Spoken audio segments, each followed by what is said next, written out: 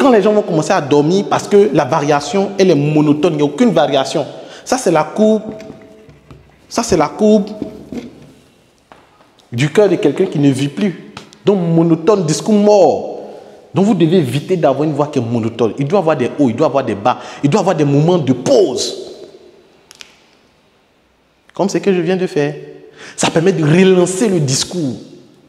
Donc, vous devez comprendre que dans la forme, il y a le langage verbal, il y a le langage non verbal.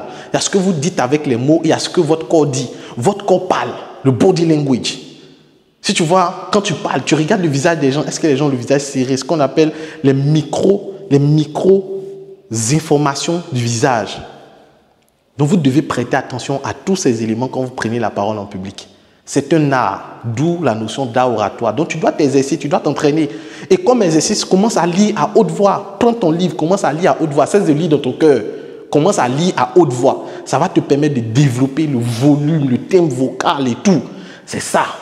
Et pour ça, il faut s'entraîner. Il y a des gens qui disent, non, mais monsieur Loukou, il a fini de suivre la formation, mais je ne sens pas que je suis bon maintenant dans l'oratoire. Hein? Tu ne sens pas. Il faut augmenter le parfum. Tu ne t'entraînes pas. Genre, tu finis derrière la vidéo comme ça, et puis, genre, l'esprit de la prise de parole en public te pénètre, rentre dans ton corps, et puis tu commences à parler en public. Tu penses que c'est magie. Tu finis de suivre une formation, tu t'entraînes. Tu appelles des gens, tu commences à discuter, tu commences à faire des discours. Cela va t'aider. Tu commences à t'arrêter devant le miroir, et puis tu parles. Tu commences à t'arrêter devant tes amis, et puis tu parles. Et chaque occasion de prise de parole en public est une occasion de prise de parole en public. Même quand tu n'es pas devant les gens, tu es à la maison, partout, tu es quand on te donne la parole. Exprime-toi correctement. Exprime-toi bien. Articule.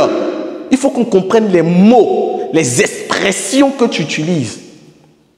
C'est très important si tu veux réussir. Donc, il ne suffit pas juste de suivre, d'écouter, mais il faut pratiquer. C'est en pratiquant qu'on devient bon.